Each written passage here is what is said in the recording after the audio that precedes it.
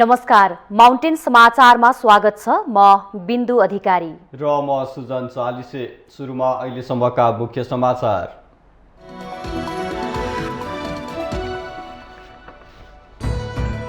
आगामी निर्वाचनमा चुनावी तालमेल गर्ने सत्तारूढ 5 दलीय गठबन्धनको निर्णय। तालमेल न्यायपूर्ण र व्यवस्थित बनाउन 11 सदस्यीय कार्यदल गठन। आगामी मङ्सिर 4 गते हुने प्रदेश र प्रतिनिधि सभा निर्वाचनका लागि आयोगद्वारा दल दर्ता आह्वान। गठबन्धन गरेका दलले एउटै चुनाव चिन्ह लिन पाउने। आगामी निर्वाचनमा एमालेले हार्नै नमिल्ने अध्यक्ष केपी ओलीको टिप्पणी। गठबन्धनले देशलाई पारेको दुर्गतिबाट जोगाउन एमाले विजयीको विकल्प नभएको जिकिर। विपदको घटनामा जनधनको क्षति हुन नदिन तयारी अवस्थामा रहन गृहमन्त्री बालकृष्ण खाँडको निर्देशन। विपद सम्बन्धी कोष परिचालन गर्ने कार्यविधि पास। ताइवान क्षेत्रमा उत्पन्न परिस्थिति नजिकबाट नियालिरहेको परराष्ट्र मन्त्रालयको भनाई। मन्त्री खड्का आगामी साता चीन भ्रमणमा जाँदै। चीनले लगायो अमेरिकी सभामुख न्यान्सी पेलोसीलाई प्रतिबन्ध। अन्य अमेरिकी सांसदहरूलाई पनि प्रतिबन्ध लगाउने तयारी। र भारतद्वारा साफ U20 च्याम्पियनसिप फुटबलको उपाधि रक्षा। फाइनलमा भारतसँग बङ्गलादेश अतिरिक्त समयमा 5-2 गोल अन्तरले पराजित।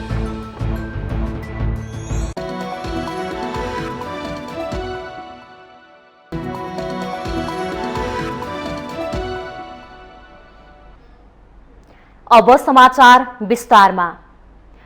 सत्तारूढ 5 दलीय गठबन्धनले मङ्सिर 4 गते हुने प्रतिनिधि सभा र प्रदेश सभा निर्वाचनमा चुनावी तालमेल गरेर अघि बढ्ने औपचारिक निर्णय गरेको छ। प्रतिनिधि सभा र प्रदेश सभा निर्वाचनको मिति घोषणा भए लगतै आज प्रधानमन्त्री निवास बालुवाटारमा बसेको सत्तारूढ 5 दलीय गठबन्धन बैठकले चुनावी तालमेल गरेर अघि बढ्ने निर्णय गरेको हो।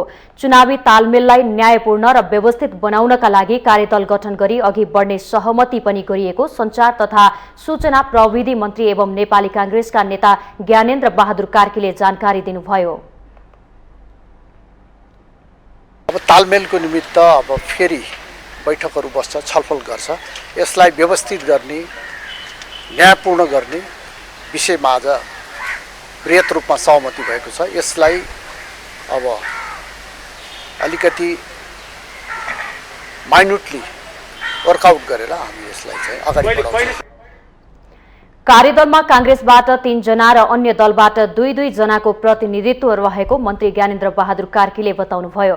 कांग्रेसबाट कार्की सहित नेता कृष्ण प्रसाद सिटौला र महामन्त्री गगन थापा, माओवादी केन्द्रबाट जनार्दन शर्मा र वर्षमान पुन, जसपाबाट रामसहाय यादव र रकम चेन्जोङ, नेकपा एकीकृत समाजवादीबाट महासचिव बेदुराम भुसाल र उपाध्यक्ष प्रमेश हमाल तथा त्यस्तै राष्ट्रिय जनमोर्चाबाट नेताहरू हिमाल पुरी र आनन्द शर्मा कार्यदलका सदस्य रहनु भएको छ।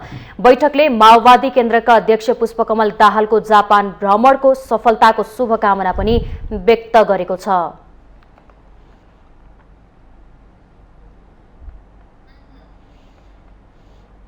निर्वाचन आयोगले मङ्सिर 4 को निर्वाचनका लागि दल दर्ता आह्वान गरेको छ। आयोगले प्रतिनिधि र प्रदेश सभा सदस्यको निर्वाचन प्रायोजनका लागि साउन 22 देखि 31 गते भित्र दल दर्ता गर्नका लागि आह्वान गरेको हो। दल दर्ताका लागि निवेदन दिँदा राजनीतिक दलको विवरण, दलको केन्द्रीय कार्यकारिणी समिति, प्रदेश र जिल्ला समितिका पदाधिकारी तथा सदस्यको संख्या, दलले वार्षिक लेखा परीक्षण प्रतिवेदन पेश गरेको मिति र दलको केन्द्रीय स्तर र प्रदेश स्तरको कार्यकारिणी समितिको पछिल्लो निर्वाचन भएको मिति समेत उल्लेख गर्नुपर्ने आयोगले जनाएको छ। यसरी दल दर्ताको लागि निवेदन दिँदा प्रतिनिधि सभा सदस्यको छुट्टै र प्रदेश सभा सदस्यको हकमा प्रदेशगत रूपमा 7 वटा प्रदेशको लागि छुट्टा छुट्टै निवेदन पेश गर्नुपर्ने आयोगले जनाएको छ। 2 वा त्योभन्दा बढी दलले गठबन्धन गरेर एउटै निर्वाचन चिन्हबाट निर्वाचन लड्न खोजेमा त्यो सुविधा पाउने भएका छन्। संयुक्त रूपमा उम्मेदवारी दिँदा सम्बन्धित उम्मेदवार कुन दलमा आबद्ध हो भन्ने खुलाउनु पर्नेछ। यसरी संयुक्त निर्वाचनमा गएपछि सबैभन्दा बढी सिट प्राप्त गर्ने दलको नाममा एउटा मात्र संसदीय दल गठन हुनेछ। जुनसुकै दलबाट उम्मेदवार भए पनि अरू सांसदहरू त्यही ठूलो दलको सांसद भएको मानिनेछ।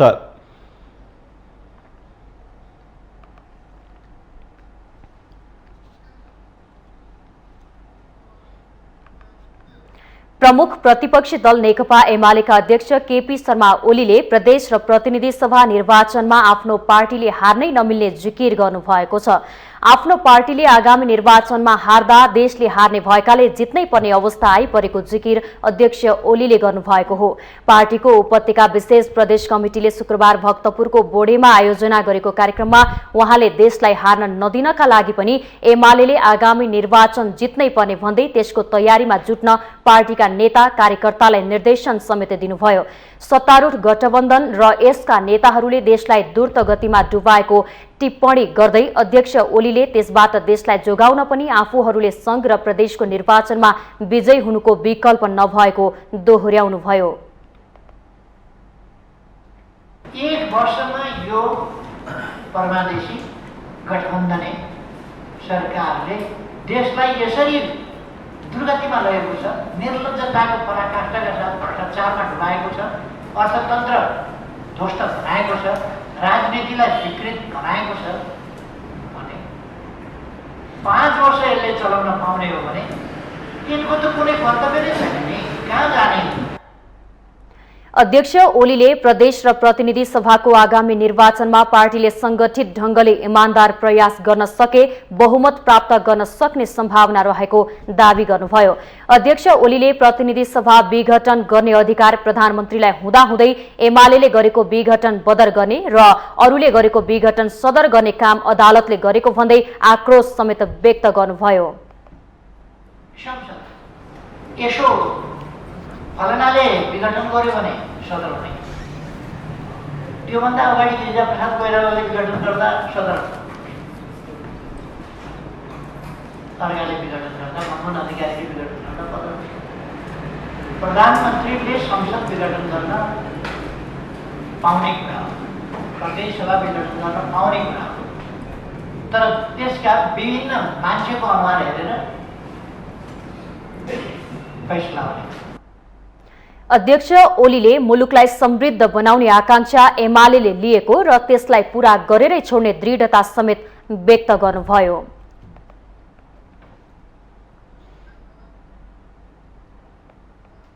सरकारले शहरी विद्युत प्रसारण तथा वितरण प्रणाली सुदृढ परियोजना कार्यान्वयनका लागि जापान सरकारबाट 14 अर्ब 69 करोड सहुलियतपूर्ण ऋण सहायता प्राप्त गर्न वार्ता टोली गठन गर्ने भएको छ।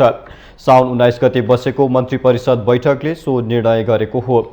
मन्त्री परिषदको निर्णय सुनाउँदै शुक्रबार सरकारका प्रवक्ता एवं सूचना तथा सञ्चार प्रविधि मन्त्री ज्ञानेन्द्र बहादुर कार्कीले साउन 1 गतेदेखि लागू हुने गरी निक्षेप सुरक्षणको सीमा 3 लाखबाट वृद्धि गरी 5 लाख रुपैयाँ पुर्याउने, मध्ये भोटेकोशी प्रसारण लाइन आयोजना प्रभावित क्षेत्रको क्षतिपूर्ति निर्धारण गर्न समिति गठन गर्ने, मध्ये भोटेकोशी प्रसारण लाइन आयोजनाको प्रभावित क्षेत्रको क्षतिपूर्ति निर्धारण गर्न समिति गठन गर्ने निर्णय भएको बताउनुभयो।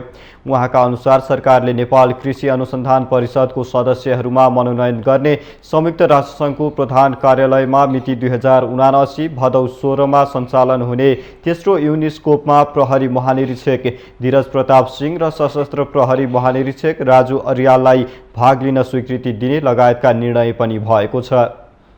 कार्यालयमा मिति 2079-5-16 मा सञ्चालन हुने तेस्रो युनिस्कोप्समा प्रहरी महानिरीक्षक धीरज प्रताप सिंह र सशस्त्र प्रहरी महानिरीक्षक राजु अर्याललाई भाग लिन स्वीकृति दिने।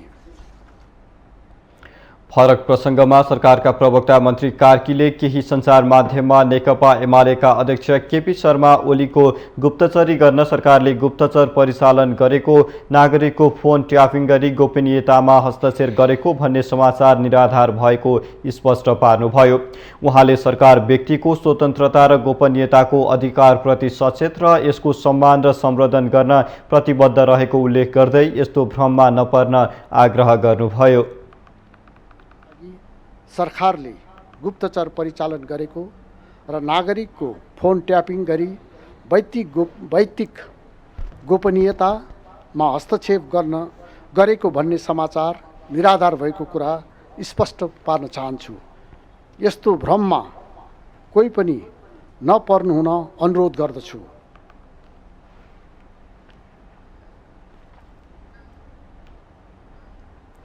सरकारका प्रवक्ता एवं सूचना तथा संचार प्रविधि मन्त्री ज्ञानेन्द्र बहादुर कार्कीले चुनावको मिति घोषणा गर्दा प्रमुख प्रतिपक्ष नेकपा एमालेलाई बेवास्ता नगरिएको स्पष्ट गर्नुभएको छ।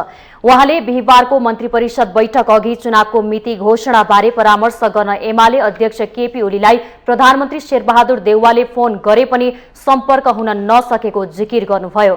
सत्ता गठबन्धनको बैठकपछि सञ्चारकर्मीहरूसँग कुरा गर्दै मन्त्री कार्कीले प्रतिपक्षीलाई बेवास्ता गरिएको भनिनु गलत भएको बताउनुभयो। एमालेका केही नेताहरूले चुनावको घोषणा गर्दा सरकारले प्रतिपक्षसँग परामर्श नगरेको गुनासो गरेपछि उहाँले यस्तो प्रतिक्रिया दिनुभएको हो। प्रमुख प्रतिपक्षी दलको नेता केपी शर्मा ओली पूर्व प्रधानमन्त्रीजीलाई उहाँले फोन गर्नलाई कोसिस गर्नुभएको थियो। त्यसमा म पनि उपस्थित छु। त्यो बेला चाहिँ संवाद हुन सकेन। त्यसपछि हाम्रो चाहिँ निर्णय र यो चाहिँ अपेक्षित निर्वाचन मङ्सिर 4 गते हुने कुरा चाहिँ यो अपेक्षित कुरा हो। मन्त्री कार्कीले सत्तारूढ दलहरू बीचको चुनावी तालमेललाई अघि बढाउनका लागि आवश्यकता अनुसार छलफल गर्दै अघि बढ्ने सहमति पनि गरिएको बताउनुभयो। सरकारले आगामी मङ्सिर 4 गतेका लागि चुनाव घोषणा गरेसँगै राजनीतिक दलको ध्यान कसरी बहुमत आफ्नो पोल्टामा पार्ने भन्नेमा केन्द्रित हुन थालेको छ। नयाँ भिजन, नीति र योजना मार्फत देश र जनताको स्तरोन्नति भन्दा पनि संघ र प्रदेश तहको चुनावमा बहुमत देखाएर सरकारको नेतृत्वमा पुग्ने ध्याउन शीर्ष नेतृत्वको देखिन्छ। यो चुनावपछि पनि प्रमुख दलले नयाँ व्यक्तिलाई प्रधानमन्त्रीका रूपमा उभ्याउने सम्भावना भने कम देखिन्छ। निर्वाचनको मिति घोषणा गरेसँगै सरकार, निर्वाचन आयोग र दलहरूलाई चुनावी तातो लाग्न थालेको छ। प्रधानमन्त्री र सरकार निर्माण गर्ने भएकाले पनि शीर्ष नेतृत्वले स्थानीय तहकोमा भन्दा महत्त्व दिन थालेका छन्। तर हामी कहाँ न प्रत्यक्ष प्रधानमन्त्री चुन्ने व्यवस्था छ, न दल वा कुनै गठबन्धनभित्र लोकतान्त्रिक प्रक्रिया अप्नाएर प्रधानमन्त्रीको उम्मेद्वार घोषणा गर्ने चलन नै छ। मूल नेतृत्वले आफू अनुकूल हुने गरी चाँजो पहिले मिलाउने र जसरी हुन्छ आफै सत्तामा पुग्ने प्रवृत्ति आगामी चुनावमा पनि दोहोरिने देखिँदैछ। नेपाली कांग्रेस, नेकपा एमाले र माओवादी केन्द्रमा यसपटक पनि पुरानै नेतृत्व फेरि प्रधानमन्त्रीको कुर्सीमा पुग्न तारतम्य मिलाउँदैछन्। 2052 साल यता 27 वर्षको अवधिमा 5 पटक प्रधानमन्त्री भएका शेरबहादुर देउवा अहिले पनि प्रधानमन्त्रीकै कुर्सीमा आसीन छन्। 75 वर्षीय देउवा आगामी चुनावमा बहुमत जुटाएर 6औं पटक प्रधानमन्त्री बन्ने दौडमा रहँदा युवा भनिएका देउवा पक्षीय नेताहरू देउवाको विकल्प देख्दैनन्। नेतृत्वमा चाहिँ उमेरको हदले होइन रहेछ क्या, विचारले चल्ने रहेछ, क्रियाशीलताले चल्ने रहेछ। त्यसो भएको हुनाले युवा साथीहरूले आकांक्षा त राखेकै हो नि, जसले पनि राख्ने हो। एउटा प्रहरीले भर्ना हुन बित्तिकै के हुने भन्यो भने सुरुमा पुलिस हुने भन्छ, पुलिस भइसकेपछि के हुने भन्यो भने आइजी हुने भन्छ होला। त्यस्तै राजनीतिमा पनि प्रवेश गर्न बित्तिकै के हुने भन्यो भने नेता हुने भन्ला, नेता भइसकेपछि के हुने भन्यो भने प्रधानमन्त्री हुने भन्ला। त्यसो भएर कसैले म प्रधानमन्त्री हुन्छु भन्नुभयो भने उहाँहरूलाई शुभेच्छा छ, मेरो शुभकामना छ। त्यसो भएर यसलाई उमेरले वा कुनै पनि कुराले चाहिँ त्यसलाई तोक्न, छेक्न, रोक्न मलाई लाग्छ उमेरका आधारले मूल्याङ्कन गर्ने क्षेत्र होइन यो। यद्यपि कांग्रेसमा गगन थापा जस्ता केही युवा नेता भने वर्तमान नेतृत्वको विकल्पका लागि चुनौती दिने बताउँदैछन्। यता गठबन्धनको सहारामा स्थानीय तहमा अनपेक्षित परिणामबाट मक्ख परेका 68 वर्षीय पुष्पकमल दाहाल प्रचण्ड फेरि अर्को पटक प्रधानमन्त्री बन्ने आकांक्षा पालेर दौडमा छन्। उनले आउने चुनावमा आफू जसरी पनि प्रधानमन्त्री बन्नुपर्ने भन्दै लास्ट इनिङ्सको संज्ञा दिइसकेका छन्। पार्टीका नेताहरू पनि उनको नेतृत्वको विकल्प नभएको बताउँछन्। उहाँको इच्छा चाहना अझै एकचोटि अलि केही सकारात्मक कामहरू गरेर होइन, आफ्नो अधुरा इच्छाहरू हुन्छन् काम गर्ने, यो काम गर्न म सक्थेँ, यो समय पाइएन, थोरै समय भयो भन्ने जो अनुरोध भइरहेको छ उहाँलाई। पहिलो काल 9 महिना भयो, त्यो कार्यकाल जसले फेरि विवाद पनि भयो, विभिन्न विषयहरू छोड्नु पऱ्यो। पछिल्लो समय पनि त्यही 9 महिना नै हो। अलिकति समय लिएर काम गर्न पाए केही गर्न सकिन्छ कि राष्ट्र जनताको पक्षमा भन्ने उहाँको इच्छा चाहना भावनाले उहाँले त्यो व्यक्त गर्नुभयो। झण्डै 2/3 बहुमतको समर्थनमा प्रधानमन्त्री बनेका तर सत्ता टिकाउन नसकेर भड्किएका 71 वर्षीय एमाले अध्यक्ष केपी शर्मा ओलीमा बहुमत जुटाएर फेरि एकपटक देशको नेतृत्व गर्ने तृष्णा बाँकी छ। पार्टीकै नेताहरूको असहयोगका कारण असमयमै प्रधानमन्त्री पद गुमाउनु परेको पीडा उनमा कायमै छ। 5 दलीय सत्ता गठबन्धनलाई परास्त गरी सिंहदरबारको मूल गेट छिर्ने धोको नमेटिएको उनले पटक पटक बताउँदै आएका पनि छन्। नेताहरू पनि एमालेमा तत्कालै ओलीको विकल्प नदेखिएको स्वीकार छन्। यति बेला हामी हाम्रो पार्टीका अध्यक्ष केपी शर्मा ओलीको नेतृत्वमा उहाँलाई हिजो 5 वर्ष कार्यकाल जुन हिसाबले उहाँलाई मुलुकलाई लान चाहनुभएको थियो लान नदिएर पार्टीभित्र विग्रह ल्याएर अस्थिरता ल्याएर अनि आफ्नो स्वार्थ र आफ्नो मतलब चाहिँ सत्तामा पुग्ने लालसालाई पुरा गर्नका लागि पार्टी फुटाएर गएर अहिले काङ्ग्रेसलाई जसरी नेता मानेर अब काङ्ग्रेसको प्रधानमन्त्री स्वीकार गइरहेका छन् त्यस्तो अवस्थामा हामी अहिले अर्को हेर्दैनौँ। हामीसित अरू योग्य हुँदाहुँदै पनि यति बेला हामीले केपी ओलीकै नेतृत्वमा हामी निर्वाचनमा जाने हौँ र निर्वाचित भएर आएपछिको प्रधानमन्त्री पनि आउने 5 वर्षको हाम्रो पार्टीका अध्यक्ष केपी शर्मा ओली नै हो। नेपाली राजनीतिमा 3 दशकदेखि उही पात्र र प्रवृत्ति बेहोर्ने अभिशप्त छ। दलभित्र तिनकै हालिमुहाली छ। दलहरूबाटै यी अनुहारहरूलाई चुनौती दिने क्षमता नराख्दासम्म जनमतबाट अर्को दल अगाडि आउने अवस्था पनि तत्काललाई देखिन्न। एजेन्डा र सपनाविहीन नेतृत्वले वर्षौंसम्म अगोटेर बसेको राजनीतिको तलाउलाई निकास दिने दायित्व भने एक हदसम्म ती पार्टीका नयाँ पुस्ता र मतदाताको काँधमा आएको छ। अन्यथा अर्बौं खर्चेर गरिने चुनावपछिको राजनीतिक परिदृश्य पनि हालको भन्दा भिन्न हुने छैन। माउन्टेन टेलिभिजन एचडीका लागि क्यामेरामा निखिल कपालीका साथमा बटुक राजगिरीको रिपोर्ट। माउन्टेन समाचारमा पालो भएको छ विश्रामको।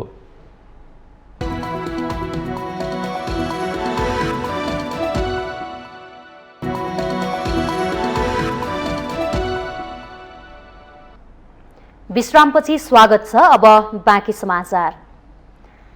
गृहमन्त्री बालकृष्ण खाँडले विपदको घटनामा जनधनको क्षति हुन नदिन तयारी अवस्थामा रहन निर्देशन दिनुभएको छ। गृह मन्त्रालयमा राष्ट्रिय विपद जोखिम न्यूनीकरण तथा व्यवस्थापन कार्यकारी समितिको बैठकमा गृहमन्त्री खाँडले विपद जुनसुकै बेला आउन सक्ने भएकाले पूर्व सूचना प्रणालीलाई चुस्त बनाउँदै तयारी अवस्थामा रहन निर्देशन दिनुभएको हो। बैठकमा उपस्थित विषयगत मन्त्रालयका सचिवहरू, सुरक्षा निकायका प्रमुखहरूलाई गृहमन्त्री खाँडले जिल्ला स्तरीय मातहतका निकायलाई समन्वयात्मक ढंगले काम गर्ने गरी संयन्त्र बनाउन पनि निर्देशन दिनुभयो। मनसुनको सिजनमा पहिलो उहाँको दायित्व चाहिँ कहीँ बाटो अवरुद्ध भयो भने खोल्नका लागि यतिकै धुवा प्रयत्न गराउनु। त्यसको लागि कतिपय ठाउँमा हाम्रो पूर्व बैठक पनि भएको छ। हाम्रो जिल्ला विपद व्यवस्थापन समितिको पनि र प्राविधिक विभागहरूसँग पनि हामीले कमिटी राखेका छौँ। मनसुनजन्य विपदले निम्त्याउने जोखिम हरेक वर्ष बढिरहेको अवस्थालाई मध्यनजर गर्दै सबै निकायले आफूसँग भएका पूर्व सूचनालाई बाँडेर काम गर्न पनि गृहमन्त्री खाँडले निर्देशन दिनुभयो। विपदजन्य जोखिम विरुद्ध लड्न एक्लै सम्भव नभएकाले स्थानीय सरकार र प्रदेश सरकारसँग मिलेर योजना बनाएर काम गर्न राष्ट्रिय विपद जोखिम न्यूनीकरण तथा व्यवस्थापन प्राधिकरणलाई निर्देशन दिनुभयो। बैठकले विपद सम्बन्धी कोष परिचालन गर्ने कार्यविधि पास गरेको छ। विपद सम्बन्धी कोष परिचालन गर्ने कार्यविधि पास भएपछि सरकारले बनाएको कोषबाट रकम निकालेर राहत उद्धारमा आवश्यक खर्च गर्न अर्थ मन्त्रालयको स्वीकृति लिनुपर्ने अवस्था हटेको छ।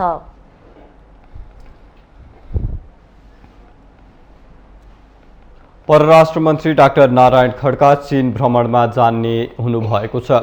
परराष्ट्र मन्त्रालयले शुक्रबार सिंहदरबारमा आयोजित नियमित पत्रकार सम्मेलनमा यही श्रावण 24 गतेदेखि 26 गतेसम्म मन्त्री खड्का नेतृत्वको नेपाली प्रतिनिधि मण्डलले चीन भ्रमण गर्न लागेको जानकारी दिएको हो। चिनिया विदेश मन्त्री वाङ यीको मैत्रीपूर्ण निमन्त्रणामा परराष्ट्र मन्त्री खड्का नेतृत्वको प्रतिनिधि मण्डल चीन भ्रमणमा जान लागेको परराष्ट्र मन्त्रालयकी प्रवक्ता सेवा लम्सालले जानकारी दिनुभयो। उहाँले भ्रमणमा दुई मुलुकबीचको आपसी हितका विविध विषयमा छलफल हुने बताउनुभयो। डाक्टर नारायण खड्का ज्यू 3 दिने चीन भ्रमणका लागि आगामी अगस्त 9, 2022 का दिन त्यसतर्फ प्रस्थान गर्दै हुनुहुन्छ। उक्त भ्रमणका अवसरमा नेपाल र चीन दुवै पक्षबीच प्रतिनिधि मण्डल स्तरमा द्विपक्षीय सम्बन्धका विविध विषयमा छलफल हुनेछ। परराष्ट्र मन्त्रालयले भ्रमणका एजेन्डाहरू पनि तय भइरहेको र भ्रमण सम्पन्न नभई विषयहरू सार्वजनिक गर्न हतार हुने पनि जनाएको छ। प्रवक्ता लम्सालले अमेरिकी सभामुख नान्सी पेलोसीलाई ताइवान भ्रमणपछि उत्पन्न परिस्थितिलाई नेपालले नजिकबाट नियालिरहेको टिप्पणी गर्नुभयो। उहाँले नेपाल सदैव एक चीन नीतिको समर्थनमा रहेको भन्दै अन्तर्राष्ट्रिय शान्ति र स्थायित्वको पक्षमा उभिने बताउनुभयो। घटनालाई नजिकबाट नियालिरहेको छ। नेपाल सदैव एक चीन नीतिको समर्थन नेपालले सदैव एक चीन नीतिको समर्थन गर्दै आएको छ। दुवै मुलुकले एक अर्काको सार्वभौमसत्ता, भौगोलिक अखण्डता र राष्ट्रिय स्वाधीनताको सम्मान गर्दै आएका छन्। परराष्ट्र मन्त्रालयले नेपाल चीन दुवै मुलुकले सदैव एक अर्काको सार्वभौमिकता, भौगोलिक अखण्डता र राष्ट्रिय स्वाधीनताको सम्मान गर्दै आएको जनाएको छ।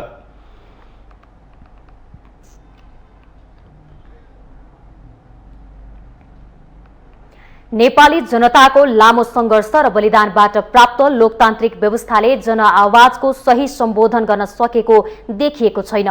पछिल्लो 5 वर्षमा जनसरोकारका मुद्दालाई सरकारबाटै पटक पटक लत्याउने काम भयो। देश जनचाहना अनुसार होइन, नेतृत्वको स्वार्थ अनुरूप चलेको देखियो। राणा शासनको अन्त्यदेखि पञ्चायत र राजतन्त्रलाई किनारा लगाउँदै संघीय लोकतान्त्रिक गणतन्त्रात्मक शासन व्यवस्थामा आइपुग्दा राजनीतिक व्यवस्थामा काया पलट नै भएको छ। यसको श्रेय लिने दलहरू सबैले पटक पटक शासन सञ्चालन गरिसकेका छन्। शान्तिपूर्ण होस् वा सशस्त्र जनआन्दोलन, नेपाली जनताले लामो सङ्घर्षपछि प्राप्त गरेको यो व्यवस्थाको औचित्य पुष्टि गर्न दलहरू नै चुकिरहेको देखिन्छ। जनभावनाको उचित सम्बोधन र जनचाहना अनुरूप राज्य सञ्चालन हुन नसक्दा लोकतन्त्रका विविध पाटोमाथि प्रहार भइरहेको देखिन्छ। यो लोकतान्त्रिक मूल्य पद्धति र लोकतान्त्रिक नैतिकताभित्र यी कुराहरू पर्दैन। त्यसैले पार्टीभित्रै एकातिर चाहिँ नि विधिसङ्गत, पारदर्शी र एउटा सामूहिक नेतृत्व पद्धति र लोकतान्त्रिक स्थितिको निर्माण हुनुपर्ने आवश्यकता छ भने आम रूपबाट जनताले पनि त्यतातिर पार्टी सुधार अभियानलाई केन्द्रबिन्दुमा राखेर सोच्नुपर्ने स्थितिहरू चाहिँ म देख्छु। संविधान जारी भएपछि संघीयताको पहिलो अभ्यास गरेको नेपाली राजनीतिले पछिल्लो 5 वर्षमा गरेका गतिविधिहरूको फेहरिस्त त्यति लोकतान्त्रिक रहेन। जनताले 5 वर्षे म्यान्डेट दिएका प्रदेश र केन्द्र सरकार पटक पटक परिवर्तन भए। जनआवाज प्रस्फुटन हुने मूल थलो संसद 2 पटकसम्म विघटन गर्ने कोसिस भयो। पटक पटक गैर सांसदलाई मन्त्री बनाइयो। जनताले नपत्याएकाहरूलाई तानेर राष्ट्रिय सभासम्म पुर्याइयो। त्यसैले जनचाहनालाई प्रतिबिम्बित गर्न नसक्ने व्यवस्थालाई लोकतान्त्रिक मान्ने या नमान्ने प्रश्न पेचिलो छ। यी लोकतन्त्रभित्रका अप्राकृतिक विषयहरू हुन्। यो अलिकति नेचुरल प्राकृतिक र जनतालाई यो जनता सरकारले राज्यले राम्रै गर्यो, मिठो काम गर्यो, के अरे राम्रो गर्यो भनेर मिठो लाग्ने अवस्था त होइन।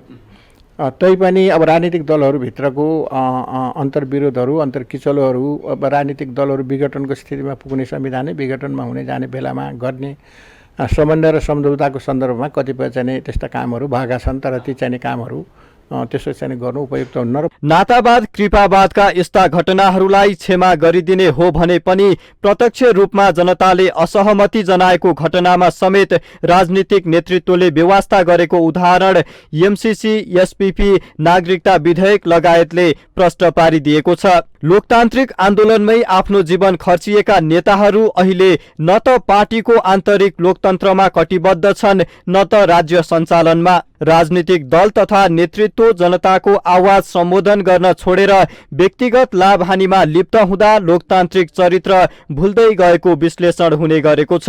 जनताले चाहेको जस्तो यहाँ केही पनि भएको छैन नि। जस्तो मलाई सम्झना छ, अखबारमा मैले धेरै पहिले पढाएको थिएँ, संविधानको तयारी हुँदाखेरि जनताको राय के छ भनेर 1-2टा चाहिँ, तर बोराका बोरा त्यो राय पल्टाउँदै नपल्टाउलिकन लेखेको त्यो जम्मै ठाउँमा न्यायालय त तपाईँले देखिहाल्नु हो।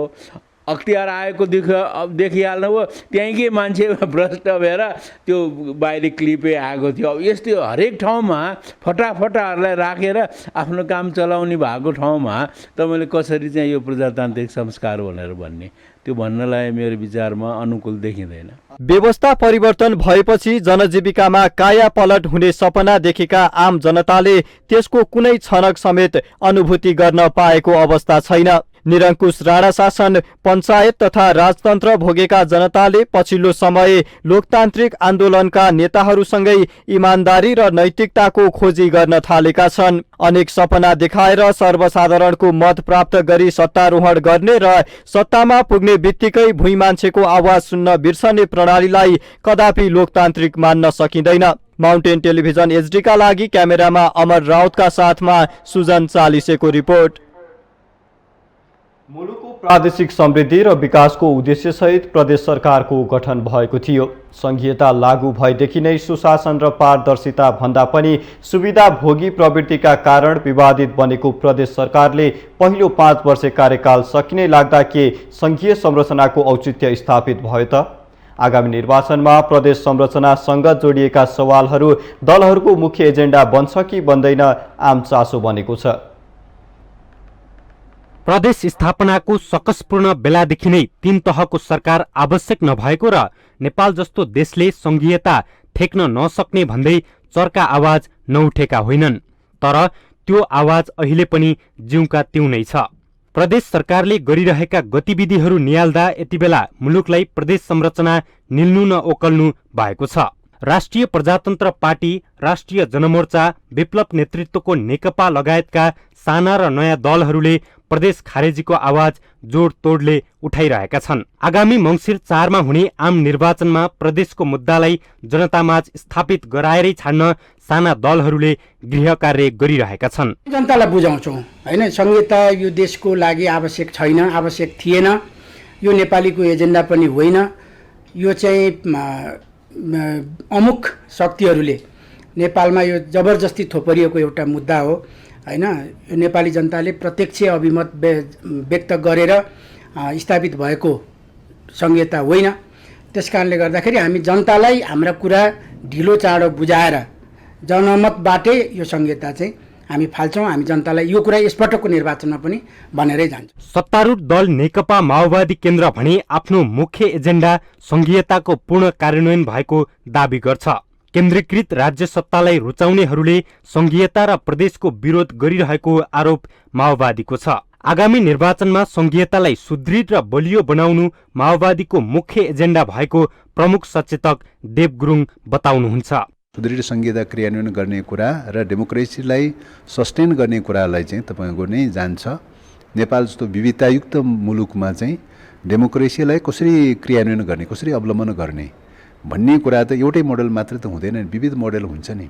त्यसअनुसार चाहिँ नेपालको चाहिँ भाषा, धर्म, संस्कार, संस्कृति, रीतिरिवाज, परम्परा, मूल्य, मान्यता आदि जो विविधतायुक्त प्रकारको अवस्था छ, पूर्व मेचीदेखि पश्चिम महाकालीसम्म, तराईदेखि हिमालसम्म, यो विविधतालाई सम्बोधन गर्ने खालको चाहिँ तपाईँको चाहिँ डेमोक्रेसी चाहियो। प्रदेश सरकार गठनको मुख्य उद्देश्य मुलुकको समानुपातिक विकास र समृद्धि थियो, तर जुन अपेक्षाका साथ प्रदेश सरकार गठन गरिएको थियो यो 5 वर्ष अवधिमा ती अपेक्षाहरू भने पूरा भएनन्। प्रदेश सरकार विकास, सुशासन, समृद्धि र जनअपेक्षा सम्बोधनको भारी बोकेर सत्ता र शक्तिको स्वार्थमा रुमलिएको बाहेक जनताले अरू अनुभव गर्न पाएनन्। प्रादेशिक संरचना मुलुकका लागि सेतो हात्ती साबित भएको भन्दै आलोचना गर्नेहरूको कमी छैन। प्रदेशको विकास र समृद्धिको बाटोमा हिँड्नुपर्ने प्रदेश सरकार आफ्ना सेवा सुविधा थप गर्नेदेखि सत्ता जोगाउनमै व्यस्त रहँदा यो प्रदेश सरकारको औचित्यमाथि थप शङ्का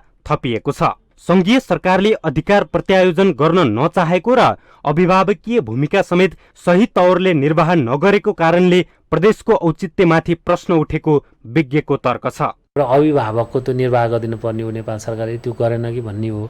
विशिष्ट कर्मचारी समायोजन लजिकली भएको छैन। कतिपय सङ्घीय निजामती सेवा नआएपछि प्रदेशको निजामती सेवामा पनि समस्या भयो। प्रदेश लोक सेवा आयोग बने पनि राम्रोसँग काम गर्न पाएका छैनन्। कतिपय अब तपाईँले प्रदेशको एकल अधिकारमा प्रदेश प्रहरी सम्बन्धी प्रहरी प्रशासन सम्बन्धी एकल अधिकारमा छ, तर त्यो पनि एक्सर्साइज गर्न पाएको छैनन्। एउटा सरकारको अनुभूति अझै पनि गर्न पाएको छैन कि कतिपय दण्ड जरिमानाका कुराहरू, प्रहरीका कुराहरू चाहिन्छ क्या सरकार चलाउनलाई, त्यो पनि छैन। यति बेला प्रदेश राजनीतिक दलका नेताहरूको भर्ती केन्द्र बनेको छ। जुन उद्देश्यले प्रदेश सरकारको गठन भएको थियो ती पूरा नहुँदा जनस्तरमा समेत प्रदेश संरचनाप्रति एक किसिमको वितृष्णा पैदा भएको छ। आगामी निर्वाचनमा दलहरूले प्रदेश संरचनालाई अझै संस्थागत गर्न यो मुद्दालाई कुन रूपमा अघि सारेर जनअभिमत यसका पक्षमा ढल्काउन कोसिस गर्छन् त्यो भने हेर्न बाँकी नै छ। माउन्टेन टेलिभिजन एचडी का लागि क्यामेरामा दीपक राज भट्टका साथमा शीतल रिजालको रिपोर्ट। माउन्टेन समाचारमा पालो भएको छ विश्रामको।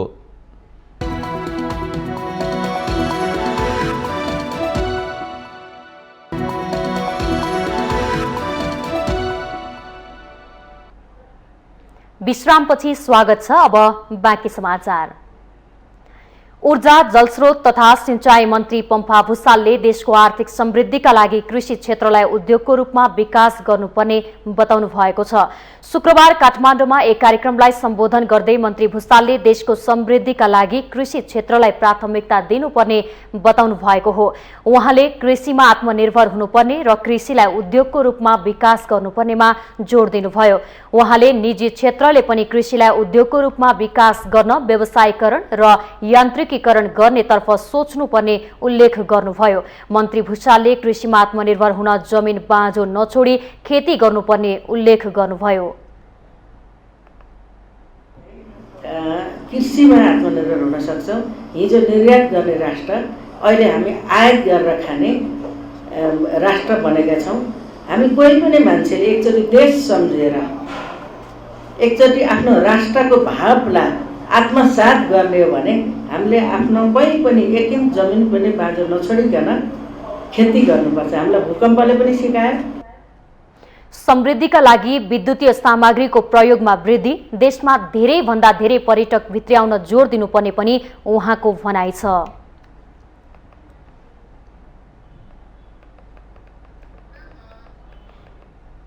सप्तकोशी नदीले धार परिवर्तन गरी मानव बस्तीमा प्रवेश गरेपछि सुरक्षित स्थानमा राखिएका उदयपुर बेलका नगरपालिकाका पीडित जोखिमका बीच घर फर्कन मरिहत्ते गर्न थालेका छन्। सप्तकोशी नदीमा पानीको सतह घटे पनि निरन्तर कटान गरिरहेको अवस्थामा अधिकांश पीडित घर फर्किन थालेका हुन्। उनीहरूलाई घरभित्र रहेको अन्नपात, खेतीका साथै घरमा पालेका जनावरको मायाले पिरोल्न थालेको छ। सप्तकोशीको नदीले बाँध भत्काएर मानव बस्तीमा प्रवेश गरेको स्थानमा 2045 साल अघि नदी बग्ने गर्थ्यो। 2045 सालको भूकम्पपछि कोशीले बिस्तारै धार परिवर्तन गरी पूर्वतर्फ धकेलिएपछि स्थानीयले 2051 सालदेखि घर बनाएर बस्न थालेका थिए। स्थानीयले घर बनाएर बस्न थालेपछि वर्षेनी बर्खाको समयमा त्रास भए पनि बस्ती नै तहस नहस पार्ला भनेर कहिल्यै सोचेका थिएनन्। निरन्तर 2 दिनसम्म कटान गरेपछि स्थानीय स्तरबाट रोकथामको काम पनि भइरहेको थियो। तर सप्तकोशी उदयपुरको बेलका नगरपालिका वडा नम्बर 8 डुम्रीबोटे नजिकैबाट कटान गरेर बस्तीतर्फ सोझियो। नदी बस्तीमा प्रवेश गरेसँगै स्थानीयलाई सुरक्षित स्थानमा सारे पनि घरमा भएको सबै जायजेथा भने बगाएर नष्ट पारेको छ। पुरै डुबान भइसक्यो हैन। अब गाई बस्तु चाहिँ अब के गर्ने हो, हामी अब बस्न गाह्रो भइरहेछ। खेती सबै डुबान भइसक्यो। हामीलाई अब चाहिँ हालेको छैन, पानी चाहिँ अब कम्पम आइसक्यो। अब योभन्दा जोखिम हुनु छैन हाम्रो। अब 7 बजे से पानी सिलसिला बढ्ने सुरु भयो हैन। अब पानी अहिलेसम्म बढिरहेको छ। अब यो भनेपछि यो 3 नम्बर पर्छ, भालपुरसम्म 2 नम्बर हो। गाले हेर्दिन भन्छ, त्यो अब समस्या सम्झौता छ भन्छ हैन। त्यो सम्झौताले गर्दाखेरि यहाँ पीडित परिरहेछ यो कोशी टपुको हैन। छ बुढो मान्छे भैँसी छ, अनि ऊ लाठी बिमारी छ। त उसको दिदी कतै 9 महिना 10 महिना भइसक्यो त्यो बिमारी भएको। लडेकै एउटा खुट्टा चल्छ, एउटा खुट्टा चल्दैन। त जा जेसुकै भए पनि यसलाई बाँच्यो भने त भइगयो भन्छ। कोशीले धार परिवर्तन गरेपछि बेलका नगरपालिकाको वडा नम्बर 1, 2, 3, 8 र 9 को पुरै बस्ती तहस नहस भएको छ। बाढीले सप्तरीको सप्तकोशी र कञ्चनरूप नगरपालिकासँगै सुनसरीको बराहा क्षेत्र वडा नम्बर 6 र 9 का वडाका बासिन्दालाई पनि असर गरेको छ। कटान नियन्त्रणको काम गर्दा गर्दै केही उपाय नलागेको बेलका नगरपालिकाले जनाएको छ। खुसीकी सबै नेपालै ठुलो नदी भएकाले केही लागेन र आज बिहान लगभग पौने 3 बजीतिर नदी फुट्यो। त्यो फुट्दै गर्दा बेलाकाको वडा नम्बर 9, वडा नम्बर 8, वडा नम्बर 3, वडा नम्बर 2 र 1 लाई प्रभावित गर्छ र जसभित्र हाम्रो चाहिँ धौरीदेखि लिएर एकता बसदेखि लिएर दुर्गा मन्दिरदेखि लिएर एबिसी हुँदै तल चाहिँ नि हाम्रो 2 को नारायणनगर, रामनगर हुँदै तल चाहिँ नि लालभित्ती हुँदै भागलपुर कुनौलसम्मको एरियालाई प्रभावित पारेको छ। पश्चिम तटबन्ध फुट्दा भारतको कुनौलसम्म असर पुग्ने बताइएको छ। विस्थापित परिवारका लागि भने विभिन्न सङ्घ संस्थाहरूको सहकार्यमा बसोबास र खानपानको व्यवस्था मिलाइएको जिल्ला प्रशासन कार्यालय उदयपुरले जनाएको छ। तत्कालै राहतको लागि भर्खरै स्थानीय तय मेयरसँग अहिले भयो र अहिले तत्कालै यसमा टेन्ट लगाएका संयुक्त रेड क्रसबाट अहिले तत्काल अहिले आइरहेछ र उद्धार सामग्री उद्धार कार्यको लागि रबर बोटदेखि लिएर रेस्क्यु टिमहरू अनि एपिएफका नेपाल प्रहरीका यहाँ तत्काल अझै छुट्दैछ र अहिले राहतको लागि तत्काल चाहिँ अब जुन सेटलमेन्ट जुन बस्ती जुन गरिरहेको छ त्यसमा चाहिँ तत्काल रासनको व्यवस्थाको लागि गृह मन्त्रालय विपद प्राधिकरणसँग पनि समन्वय गरिरहेको छ। सबैभन्दा बढी त्रास कोशीको पूर्वी तटबन्धतर्फ रहेको छ। केही वर्ष अघि पूर्वी तटबन्ध भत्काउनबाट रोक्न बराह क्षेत्रको प्रकाशपुर पश्चिमतर्फ भारतले कोशीको मुख्य भङ्गालोलाई ठूलो नहर जस्तै पाइलट च्यानल बनाएर पूर्वबाट पश्चिमतर्फ धकेल्दै मध्यधारमा पुर्याएको थियो। 2022 साल यता सप्तकोशी नदीले बराह क्षेत्र नगरपालिका अन्तर्गत 8000 बिघाभन्दा बढी खेतीयोग्य भूमिलाई कटान गरेको छ। त्यसो त 2065 भदौ 2 गते सप्तकोशी नदीले पूर्वी तटबन्ध भत्काउँदा 7563 परिवार विस्थापित भएका थिए। यसरी हरेक बर्खाको समयमा पूर्वी तटबन्ध क्षेत्रका बासिन्दा त्रसित हुने गरेकोमा अहिले भने धार नै परिवर्तन गरेको हो। कोशीले कुनै पनि बेला कुनै पनि स्थानमा भत्काएर विनाश लीला मचाउन सक्ने खतरा छ। त्यसैले यसको रोकथामका लागि भारत सरकारलाई घचघच्याएर संघीय सरकार गम्भीर भएरै लाग्नुपर्छ। माउन्टेन टेलिभिजन एचडीका लागि विनोद आचार्यको रिपोर्ट। हामीसँग आर्थिक अन्तर्राष्ट्रिय र खेलकुद समाचार बाँकी नै छन्। माउन्टेन समाचारमा पालो भएको छ विश्रामको।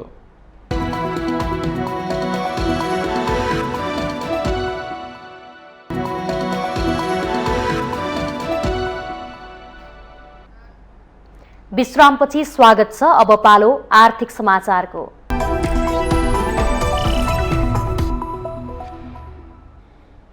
अन्तर्राष्ट्रिय बजारमा कच्चा तेलको मूल्य 5 महिना यताकै न्यून बिन्दुमा झरेको छ। नेपालले प्रशोधित रूपमा खरिद गर्ने ब्रेन्ट कच्चा तेलको मूल्य शुक्रबार प्रति ब्यारेल $94.63 कायम भएको छ। कच्चा तेलको मूल्य गत 24 फागुनमा हालसम्मकै उच्च बिन्दु $124 थियो। कच्चा तेलको मूल्य 5 महिना यता $30 प्रति ब्यारेलमा घटेपछि यसले नेपाल जस्तो तेलको मूल्यका कारण संकट उन्मुख रहेको अर्थतन्त्रलाई राहत पुग्ने अनुमान गरिएको छ। कच्चा तेलको मूल्य घट्नुलाई तेल उत्पादक तथा आपूर्तिकर्ता मुलुकहरूको संगठन ओपेक प्लसको निर्णय प्रमुख मानिएको छ। संगठनले सेप्टेम्बर महिनाका लागि कच्चा तेलको उत्पादन बढाउने दैनिक 1 लाख ब्यारेलले बढाउने निर्णय गरेको थियो। अन्तर्राष्ट्रिय बजारमा कच्चा तेलको मूल्य घट्दाको फाइदा नेपालमा सुरु भइसकेको नेपाल आयल निगमले जनाएको छ। अंग्रेजी महिना जुलाईमा मात्रै अन्तर्राष्ट्रिय मूल्य र स्वदेशी खपत दुवैमा भएको कमीले समग्र भुक्तानी मूल्यमै बचत भएको निगमले जनाएको छ। पेट्रोलियम पदार्थको खपत यसअघि दैनिक 1 अर्बको रहेकोमा उक्त महिना 70 करोडमा झरेको निगमको भनाइ छ। बर्खाका कारण विकास निर्माणको काम नहुने र मानवीय गतिविधि पनि कम हुने भएकाले मासिक खपत नै 24-25 अर्ब हाराहारी हुने निगमको अनुमान छ। यसअघि यस्तो बिक्री मासिक 30 अर्ब हाराहारी थियो। इन्धनको मूल्य घट्दा निगमको घाटामा पनि उल्लेख्य सुधार भएको छ। अघिल्लो महिना मासिक 4 अर्ब बढी रहेकोमा यो महिना 1 अर्ब 30 करोड हाराहारी मात्रै घाटा रहने निगमको प्रक्षेपण छ। पुस 2077बाट बढ्न थालेको इन्धनको मूल्यका कारण पेट्रोलियम पदार्थमा हालसम्मकै उच्च रकम मुलुकबाट बाहिरिएको थियो।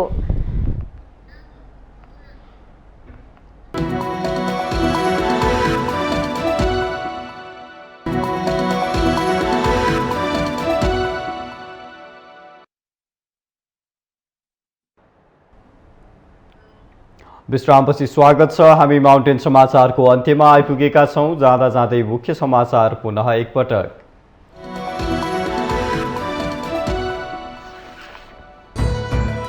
आगामी निर्वाचनमा चुनावी तालमेल गर्ने सत्तारूढ 5 दलीय गठबन्धनको निर्णय। तालमेल न्यायपूर्ण र व्यवस्थित बनाउन 11 सदस्यीय कार्यदल गठन। आगामी मङ्सिर 4 गते हुने प्रदेश र प्रतिनिधि सभा निर्वाचनका लागि आयोगद्वारा दल दर्ता आह्वान। गठबन्धन गरेका दलले एउटै चुनाव चिन्ह लिन पाउने। आगामी निर्वाचनमा एमालेले हार्नै नमिल्ने अध्यक्ष केपी ओलीको टिप्पणी। गठबन्धनले देशलाई पारेको दुर्गतिबाट जोगाउन एमाले विजयको विकल्प नभएको जिकिर। विपदको घटनामा जनधनको क्षति हुन नदिन तयारी अवस्थामा रहन गृहमन्त्री बालकृष्ण खाँडको निर्देशन। विपद सम्बन्धी कोष परिचालन गर्ने कार्यविधि पास। ताइवान क्षेत्रमा उत्पन्न परिस्थिति नजिकबाट नियालिरहेको परराष्ट्र मन्त्रालयको भनाई। मन्त्री खड्का आगामी साता चीन भ्रमणमा जाँदै। चीनले लगायो अमेरिकी सभामुख न्यान्सी पेलोसीलाई प्रतिबन्ध। अन्य अमेरिकी सांसदहरूलाई पनि प्रतिबन्ध लगाउने तयारी। र भारतद्वारा साफ U20 च्याम्पियनशिप फुटबलको उपाधि रक्षा। फाइनलमा भारतसँग बङ्गलादेश अतिरिक्त समयमा 5-2 गोल अन्तरले पराजित।